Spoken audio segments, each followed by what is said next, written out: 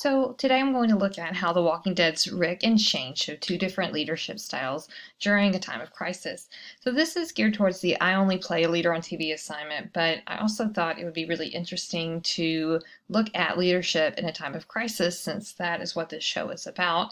And I also wanted to compare and contrast leaders. So I kind of rolled all of these together and this is what we get. So to begin with, I'm going to look at what happens when two very different people and two different perspectives vie for a leadership role during a time of crisis. I also want to look at what perspective or perspectives win out from the group and why. And to do this, I'm going to look at their leadership styles, their communication interactions, and others' responses to them, their strengths and areas of improvement, and as well as bring in some theory analysis. So just a little background to begin with in case you've never seen the show, although I feel terrible because there will be spoilers. So we have two different leaders, Rick and Shane. Rick is the group's new leader. He joined the group after having this miraculous survival, so he kind of missed the beginning of the outbreak, but he found his wife and son and joined up later. And he also has a law enforcement background. Shane, on the other hand, is the group's original leader. He helped the group survive during the initial breakout. He kind of hands over the reins a little bit once Rick shows up, but not exactly willingly. And he also has a law enforcement background, which is really interesting for both of them because they both kind of have this crisis management type leadership built into their job. Next, I want to take a look at how their leadership styles play out on the screen. So Rick always wants to take time when he thinks there is time. For example, he doesn't act immediately when he finds all the walkers are in the barn. He wants time to figure out how to solve the problem where they can handle the threat but still stay on the farm. On the other hand, this doesn't mean he can't act quickly when he must. For example, he immediately darts after Sophia when she's chased off by walkers. He also doesn't mind getting multiple perspectives. He's willing to listen to how others feel and take that into consideration. Shane, on the other hand, always acts immediately or wants to, no matter what. So when he finds out there's walkers in the barn, he immediately wants to kill them. He even tells Andrea the advice, you don't think, you act, especially when someone else is counting on you, in episode 4. He always wants to immediately defy Herschel, the farm owner, when Herschel says they can't carry around the guns. One of the things that sets them apart is their moral reasoning. According to Northouse on page 206, moral reasoning is the capacity to make ethical decisions about issues of right or wrong. Higher levels of moral reasoning enable leaders to be selfless and make judgments that serve the greater good of the group. And this is Rick to a T. When Sophia can't be found in episode 2, Rick says, a little girl goes missing. You look for her, plain and simple. He recognizes the need to keep the good alive and well during crisis. Even Herschel, after warming up to Rick by episode 6, says Rick is a man of conscience and is the reason that Herschel allows the group to stay on the farm.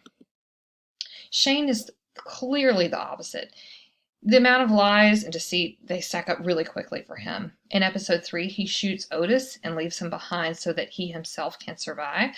He lies, of course, about what happens and continues to lie about that when he gets back to the group.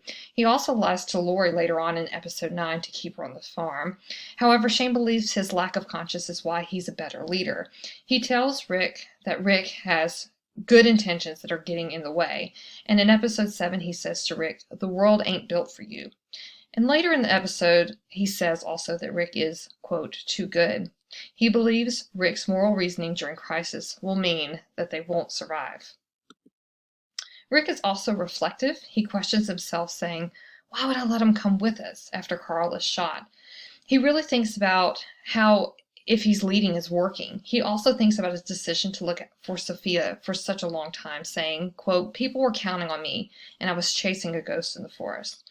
The point is, he thinks about his decisions and reflects on how that affects the group. He wants to do right by them, and he gets upset, and he worries about if he makes the right call or not.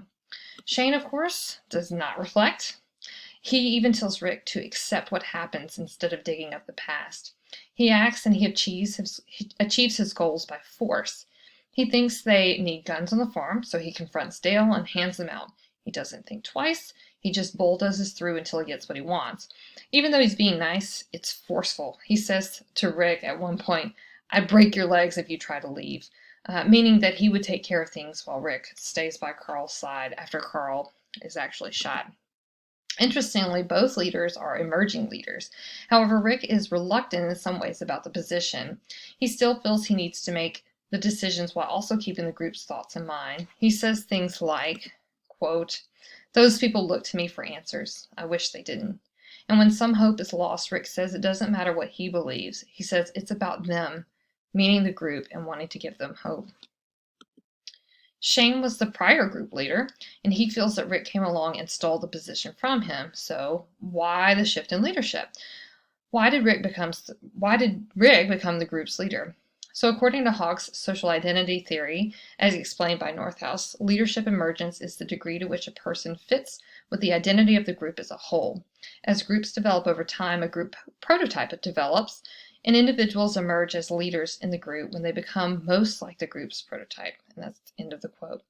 In a way, this makes sense in this case. While some at different points believe that Shane is right, they still lean towards the careful plans and the moral reasoning, hence why they are swayed towards Rick. And, as we discussed in class, reluctant leaders aren't power hungry, and this can make a difference in how people perceive their leaders. Interestingly, both Rick and Shane are quick to develop solid plans, whether it's creating strategies to find Sophia or getting the medical equipment Carl needs. They both also know how to delegate tasks. Rick, for example, is happy to let Daryl take charge of the woods and tracking since Daryl has hunted his whole life, and Shane also helps delegate tasks to help keep the group's mind off of Sophia when she is lost. Finally, they both know how to make tough choices and take risks, even though Shane often accuses Rick of not doing so. Rick chases after Sophia. He takes down Sophia when they find out she's a walker. He shoots the man in town right before the man draws his gun. He, and spoiler alert, kills Shane, his best friend, when Shane plots to murder him. Shane also makes a lot of tough choices, like opening the barn to kill the walkers or going with Otis to get the medical equipment. So how well do these leaders communicate? Rick is more uplifting and vocalizes this to the group periodically. He's willing to listen, just like when he brings the stranger back to the farm. He wants to hear what they think should be the man's fate, since the man came from a dangerous group. And they look to him and don't really question what he asks them to do. If Rick tells them to take watch, they do. If he tells them to search a certain piece of land, they do. Like the followers of a transformational leader, they have unquestioning acceptance because they trust the leader's ideology and look to him to deliver them from their difficulty, according to House's theory on page 167. Rick is able to use logic to work on convincing others who oppose him. For example, there is a very moving scene mid-season where Rick provides different reasons why they needed to stay on Herschel's farm, including Lori's pregnancy. He's even willing to compromise based on Herschel's demands just so his people can stay. In the end, his decisions and actions gain Herschel's respect too, and Herschel becomes one of Rick's followers. Shane, on the other hand, his communication is to yell, taunt, and belittle. He talks down to Dale, who, by the way, outs Shane's lies about killing Otis. He talks down to Dale continuously.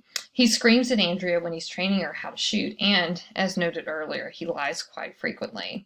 Interestingly, Shane has the potential to lead. Many agree with several things he wants to do, like killing the walkers in the barn, but he makes it really difficult to follow him. At one point in episode 9, Andrea says she agrees with Shane, but she says, "Have you ever considered a lighter touch? Those were all the right calls. It's your presentation that leaves something to be desired." So Rick has a lot of different strengths. He is really good at communicating and delegating, at planning. He's definitely their moral guide. He is wonderful at taking really smart risks, and he also respects others and puts them first, and he has a lot of positivity to give. Shane's strengths, he's always getting something done. He's always taking action. He's good at seeing and accepting the truth when it's hard, using instinct and getting the job done. But both are willing to do what's hard, and both are willing to act and be the one to act when something must be done. So it's really interesting. They do have some strengths in common. So what areas can they improve upon? I think Rick often accepts too much risk. Not everything has to fall on you as the leader. And Rick is also introspective, but it sometimes devolves into a bit too much of self-doubt.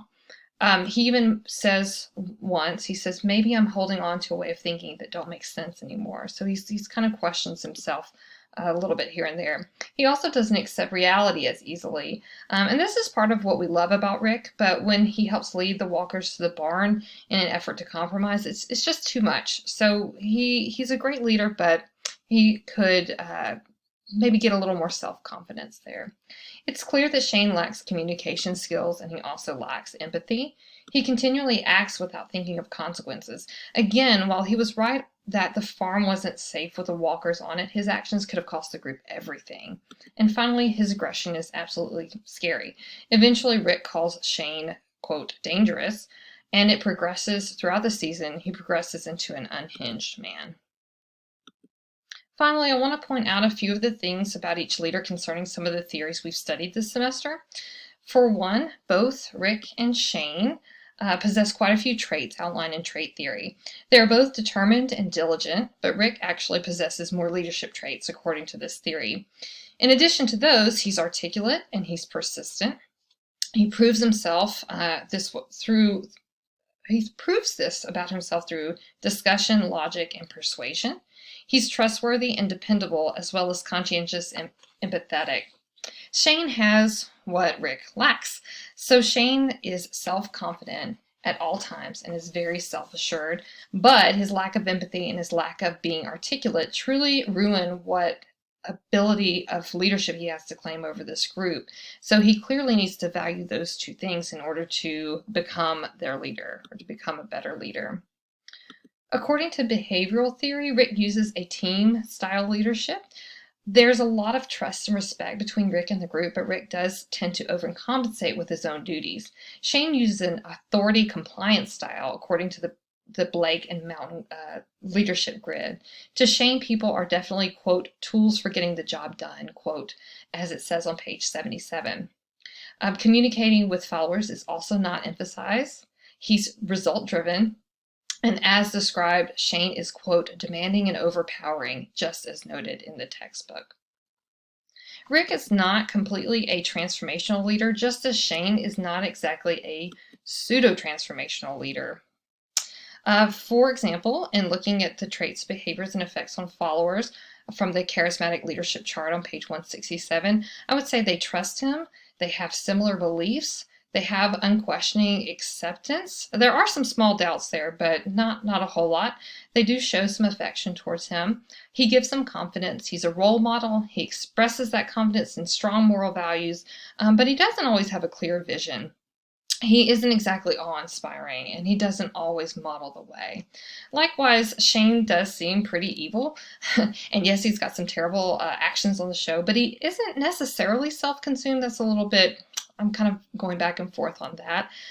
He's sometimes exploitive, but he's definitely power hungry, and he also definitely has warped moral values. I'm not exactly sure if he's self-serving. At times he does care somewhat for people, or at least seem to in the group, although it's really difficult to be sure. Finally, Rick is an authentic and adaptive leader. I would say he has a true north. He has compassion, discipline, purpose, values, and connectedness in relationships, as it notes on page 200. As an adaptive leader, he does, quote, encourage people to change and learn new ways of living so that they may effectively meet their challenges and grow in the process. He tries to get on the balcony, like sacrificing the view on walkers to see a future for them at the farm. He regulates distress by acting when necessary and offering words of encouragement, and he delegates some by giving the work back to the people. He trusts them to get the job done. Throughout all of those, he doesn't lose his own sense of identity. He definitely stays strong. With Shane, you have to look at the ethics in leadership, and according to The Dark Side of Leadership from the Lipman Blumen on page 344, it notes that destructive leaders lack integrity, are arrogant, and have reckless disregard for their actions. Additionally, Northouse notes that ethical leaders are honest, build community, respect, and serve others. And do any of those sound like Shane? Absolutely not. And this is how Rick clearly wins the loyalty of his followers.